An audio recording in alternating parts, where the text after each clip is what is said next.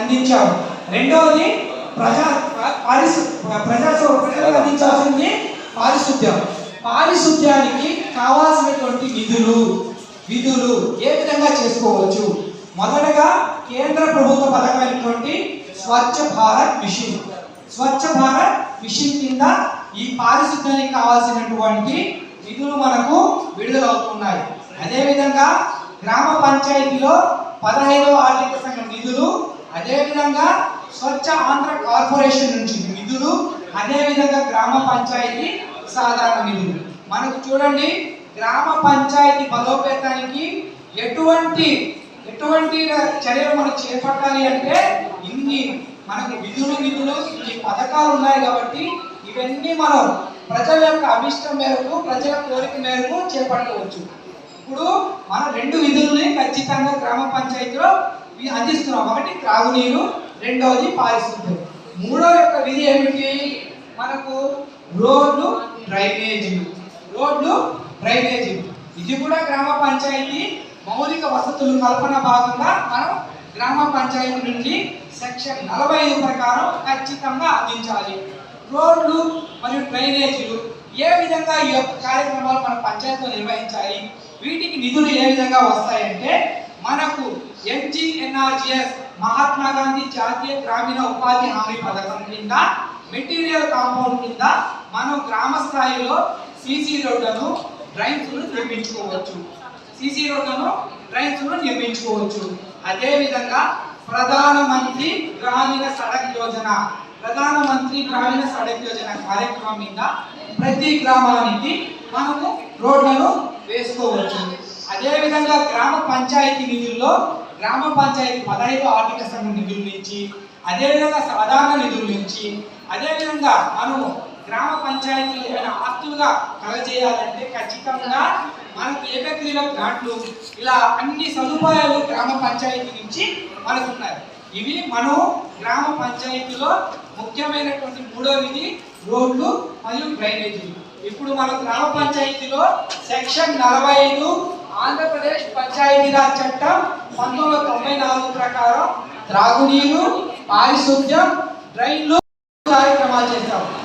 ఆ తర్వాత మనం మరో సేవ ఏమిటంటే వీధి దీపాలు. ఈ వీధి దీపాలు కూడా మనము గ్రామ పంచాయతీలు.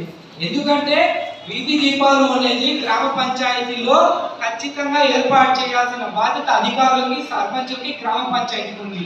సరే, ఈ గ్రామ పంచాయతీలో ఈ వీధి లైట్లు ఏ విధంగా మనం ఏర్పాటు చేసుకోవాలంటే కేంద్ర ప్రభుత్వం స్ట్రీట్ లైట్ నేషనల్ ప్రాజెక్ట్ అనేటువంటి పథకం కింద, అదేవిధంగా రాష్ట్ర ప్రభుత్వము ESL అనే కంపెనీతో ఒప్పందం కుదుర్చుకొని మనకు LED వీధి దీపాలను గ్రామాల్లో అమర్చారు. ఈ యొక్క కాలక్రమేణా ప్రభుత్వాలు మారడంతో వాటి యొక్క నిర్వహణ బాధ్యతలను గ్రామ పంచాయతీలకే ఇచ్చారు. ఈ వీధి దీపాలను కూడా ఏర్పాటు చేసుకోవడానికి మనకు నిధులు ఏమున్నాయి? మన విధులు ఏమిటంటే నిధులు 15వ ఆర్థిక సంఘం నిధులు ఉన్నాయి, గ్రామ పంచాయతీ సాధారణ నిధులు ఉన్నాయి, కేంద్ర ప్రభుత్వంలో ఉన్నటువంటి NLSP అనేటువంటి పథకం మీద కూడా మనం ఏర్పాటు చేసుకోవచ్చు. మన గ్రామ పంచాయతీలో సెక్షన్ 45 ఎన్ని మనం చేసామంటే తాగునీరు, పారిశుద్ధ్యం, ఇంకా చెప్పాలి మీరే, వీధి దీపాలు, రోడ్లు, డ్రైనేజ్. ఇంతేనా అంటే ఇంకొక 2 ఉన్నాయి. మనం చేయవలసినటువంటి పౌర సేవలు అంటే గ్రామ పంచాయతీలోనే మనకు ఎటువంటి సేవలు అంటే ఒక సర్టిఫికేట్ కావాలన్నా, ఒక మరణ ధృవీకరణ పత్రం ఇవ్వాలన్నా, జనన ధృవీకరణ పత్రం ఇవ్వాలన్నా, ఆ విధంగా మనం సేవలు అందించడానికి పౌర సేవలు అంటారు.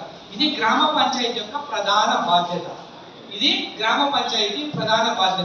దీనికోసం కేంద్ర ప్రభుత్వం గ్రామ పంచాయతీలు, గ్రామ సచివాలయాల్లోనే సిఎస్సి ద్వారా మనకు క్యాస్ట్ ఇన్కమ్ మనకు 545 రకాల సేవలు అందజేస్తుంది.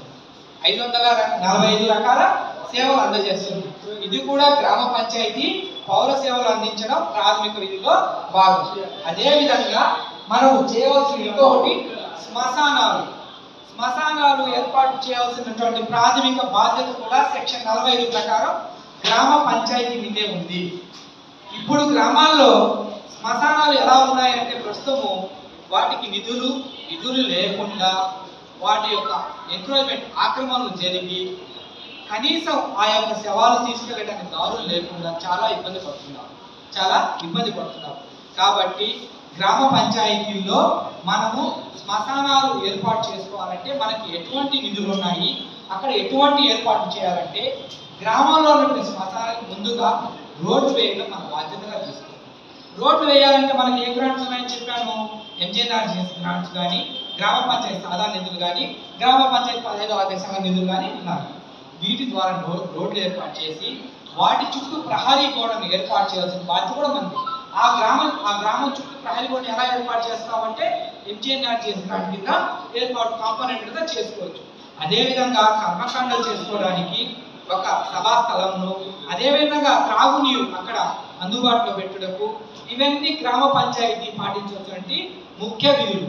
ఇవి ఖచ్చితంగా సెక్షన్ 45 ప్రకారం మనం ఈ 6 రకాలైనటువంటి విధులు ఖచ్చితంగా పాటించాలి. ఇవి పాటించాల్సిన బాధ్యత కూడా గ్రామ పంచాయతీ అధికారుల మీద ఖచ్చితంగా ఉన్నది.